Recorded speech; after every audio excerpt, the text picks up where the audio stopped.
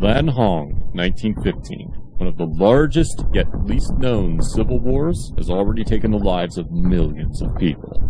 The Red Army fights for the freedom of its people as the Blue Army wages its final wave of attacks for the means. 团队要塞尔 I guess this is it. It's been a good run. Oh, Jesus! Damn, that guy really fights with a hard style.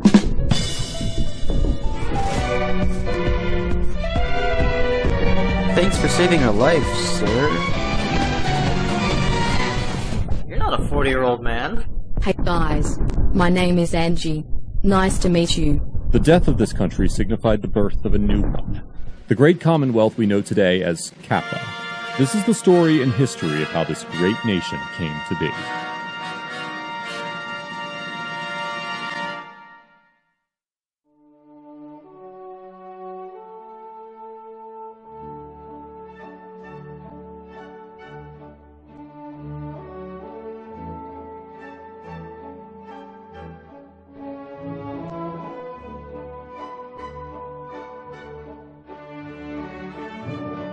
The survivors of the war settled in a land whose name was funny back then, but is no longer appropriate in today's political environment.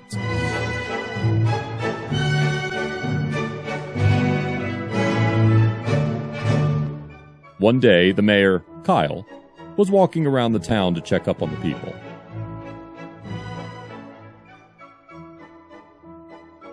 Oh, hey, Angie. I didn't know you were a part of this town. Distraught, Angie fled off into the wilderness. A town that does not recognize her contribution does not deserve her. And so, she was never seen again. Until later on in the video. The town grew wealthier as the population grew. It was an era of peace and prosperity. But little did they know that their little town was also the perfect foundation for a new epidemic. Yo, Basil, so I found this bat, and I decided to cook it. Wanna try some? Yeah, sure. Why not? Dude, what the hell is that? The epidemic ravaged the land, contaminated the fields, and killed all the animals. As a last, desperate attempt to survive, they left their settlements in hopes to start anew. Many have fallen on their journey to the west. Many have lost hope and decided to settle down in villages that they passed by. But the majority kept on going in hopes of finding new land which they can call their own. We have been searching for a new home for months to no avail. Why do we bother going on when it is clear why we have this problem in the first place? We have lost the glory and grace of God.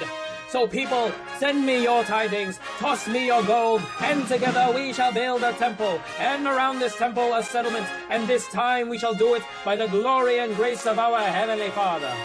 And so they did. The settlers built a temple, and subsequently built homes around the temple to live in. Rick was imprisoned, and peace flourished throughout the land. But this era of peace was once again short-lived. In retaliation to former Mayor Kyle's negligence, Angie sent several Australian mercenaries to destroy their town. As it turns out, the land the settlers inhabited in was under Angie's jurisdiction. The settlers would have to search for a new home once again. No, the settlers have gone too far to continue living without a home. Mayor Kyle has decided to run against Angie for the presidency of her land. It's been 27 years since the fall of Lan Hong. We were once known as the Fallen. People so lost we'd never recover. A nation so destroyed the UN gave up on us. But we clawed our way to rebuilding our society. We survived a devastating war. We survived an epidemic. We survived almost a year of walking through hell. Are you telling me that we need to leave again because of a couple of vandals? No. We deserve a home. Word of the election spread like wildfire. Kyle, the former leader of Bill, versus Angie, the founder of Australia. This was the greatest rivalry since Cain and Abel. Tensions were high.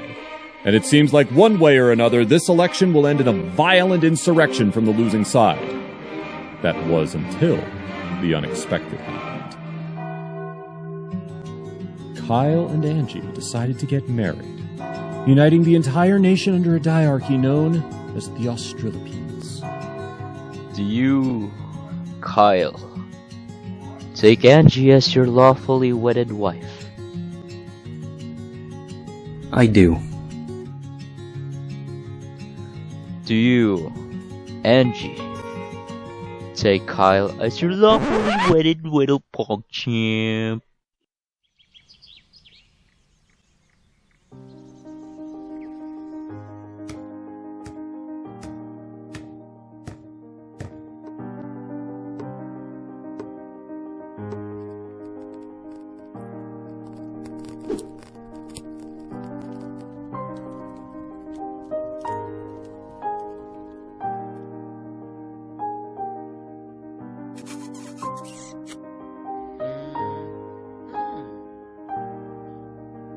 But like anything good that happens to the settlers, it ended as quickly as it started.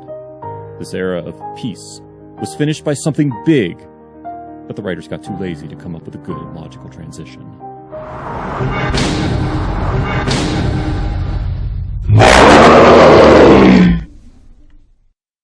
The settlers were split once again. The former leaders, Kyle and Angie, teamed up with the church leader, Julian, alongside Lonzy and Dave to form a pacifist faction named New Jerusalem. Rick and Kendrick teamed up with Basil, Joam, and the mercenary Franco to form a faction named Basil Se, which was also a peaceful faction but was less preachy about it.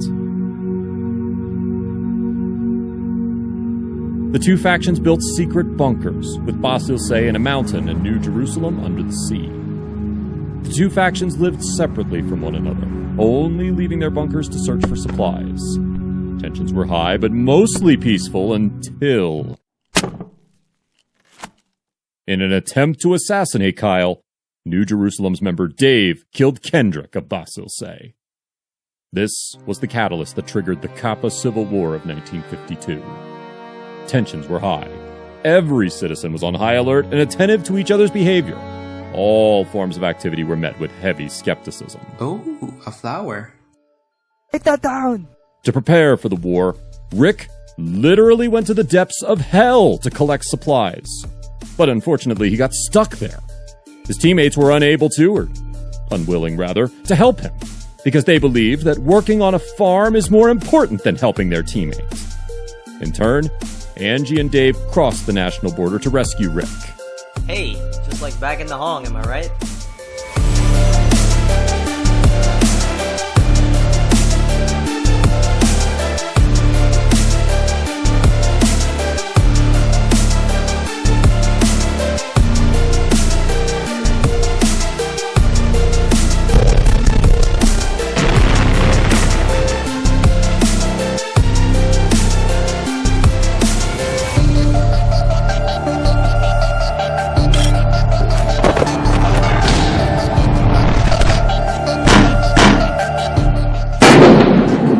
This is bad. Remember the time Basil got stuck in a well? Hey, grab the rope! I'm gonna save you!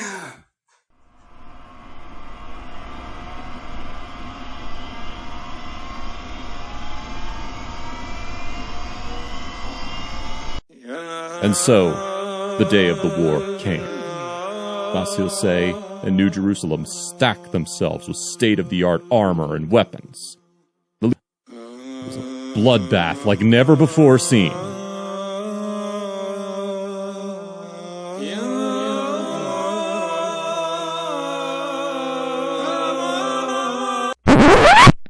Okay guys, just give me a sec. I just need to go get a massage. I'll be right back. And so, the battle was delayed by a week.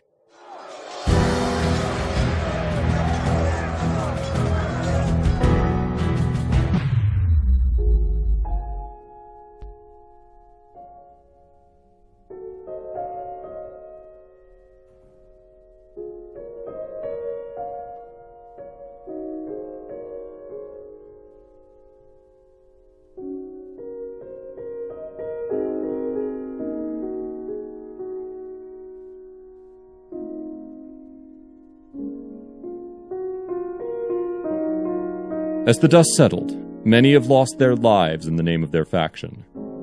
But who won the battle? What is to happen to Kappa? Did the leaders survive? Tune in next week to find out on Kappa, History of a Nation.